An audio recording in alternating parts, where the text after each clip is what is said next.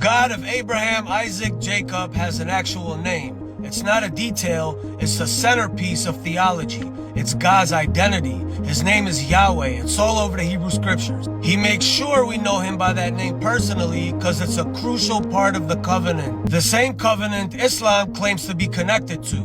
Problem is, Yahweh is never mentioned in the Quran, not once. Instead, it's replaced with Allah, which is not a name. Its root comes from El-Ilah, the God or the main God. At best, it's a generic name. The author of the Quran doesn't have a clue because they didn't speak Hebrew, and so they missed this crucial detail. The Quran adopts biblical prophets, not realizing their names are theophoric. The name of Yahweh is built into their names. Zechariah, Yahweh remembers. Yohanan or John, Yahweh is gracious. Eliyahu or Elijah, my God is Yahweh, and my personal favorite, Yeshua, Yahweh saves. These are not random names, they are literal theology in Hebrew form.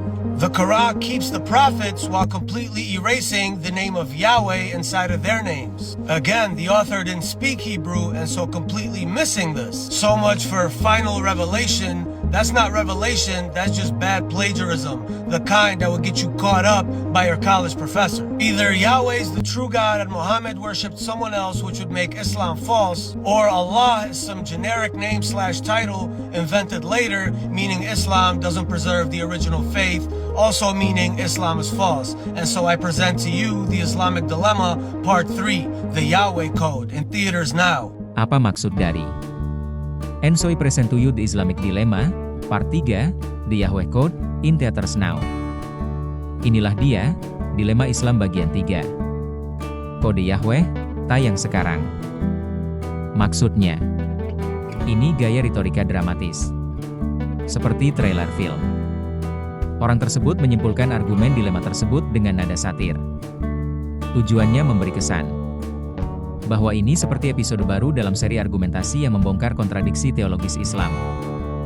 Ringkasnya, bagian itu menyatakan bahwa bagian 1. Yahweh adalah Tuhan yang benar maka Islam salah. Bagian 2. Karena Allah adalah gelar umum yang muncul belakangan maka Islam tetap salah. Bagian 3. Maka apapun pilihannya Islam berada dalam dilema. Penjelasan singkat dan pasti tentang Allah dan kata Allah. 1. Aku tidak pergi ke Yerusalem kepada rasul-rasul yang sebelum aku. Melainkan aku pergi ke Arabia, dan kemudian kembali lagi ke Damsyik. Galatia 1 ayat 17. Ini menyatakan bahwa Kristen sudah lebih dulu berada di Jazirah Arab. 2. Penemuan arkeologi prasasti pra-Islam kuno dan makam yang dibuat oleh orang Kristen Arab. Yaitu berupa di reruntuhan gereja di UMM El Jimal di Yordania Utara, yang dibangun akhir abad 5. Reruntuhan gereja itu berisi referensi kata-kata Allah. Beberapa kuburan berisi nama-nama seperti Abdul Allah, yang berarti hamba pelayan Allah. 3. Ibnu Ishaq sendiri mencatat di The Life of Muhammad bahwa seorang pemimpin Kristen yang martir tahun 523 Masehi adalah bernama Allah Ibn Abu Bakar bin Muhammad. 4. Reruntuhan gereja Jubail yang dibangun di Arab Saudi Provinsi bagian Timur, dibangun akhir abad 4 Masehi. 5. Zaman pra-Islam atau tepatnya masih pagan berhala Quraisy. Kata Allah adalah sebutan yang menafsirkan superioritas Hubal, dewa bulan, dewa tertinggi Quraisy, atas dewa-dewa lainnya. Silahkan baca, Arabia and Ethiopia. By Christian Julian Robin. 6. Al-Quran sendiri, perhatikan. Surah An-Nahl ayat 57. Dan mereka menetapkan bagi Allah anak-anak perempuan. Maha suci Allah, sedangkan untuk diri mereka sendiri, mereka menetapkan apa yang mereka sukai. Di sini jelas Allah Quran tahu kalau pagan berhala menyembah Allah, tapi apakah Allah yang di Quran? Jawabannya jelas tidak. Tapi melainkan Allah Hubal sang dewa bulan yang punya 3 putri. Di sini jelas Allah Quran mengklaim dirinya adalah Allah Hubal yang diberi anak perempuan. Di sini Muhammad mengajarkan untuk menyembah Allah, tapi bukan Allah yang baru. Tetapi Allah lama sesembahan berhala. Tapi dengan konsep baru dari politeisme menjadi monoteisme. Dengan membuang sesembahan lain termasuk putri-putri Allah. Kita lihat. Surah An-Najm, 19:21. Apakah kamu memperhatikan Al-Lat dan Al-Uzza? Dan Manat, yang ketiga, yang paling akhir? Apakah patut untuk kamu anak laki-laki dan untuknya anak perempuan? Di sini sekali lagi Al-Quran memperlihatkan kecemburuan. Karena dia hanya diberi anak perempuan. Sedangkan untuk kaum Quraisy bisa memperoleh anak laki-laki. Di sini Allah memperlihatkan kecemburuan gender.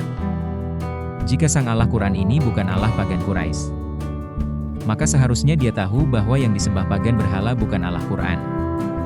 Artinya ketiga putri-putri itu bukan ditujukan kepada Allah Quran tapi Allah Hubal.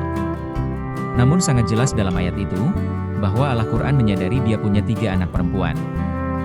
7. Bukti sejarah. Jika Allah Quran bukan muncul di belakangan hari atau sudah ada sebelum Islam, maka perlu dibuktikan dengan sejarah.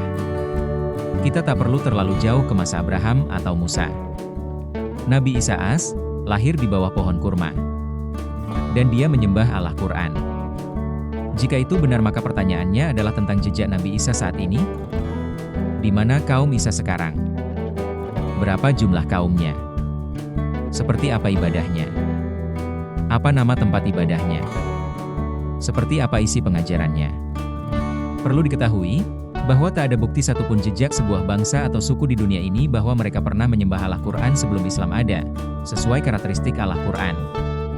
Tidak ada bukti. Jadi jelas bahwa Allah Quran baru ada belakangan ini atau tepatnya sejak Islam ada. Dia bukan Allah yang pernah ada di zaman pra-Islam, tidak pernah mencipta dan tidak pernah mengutus Nabi. Jadi apakah Islam melakukan plagiarisme?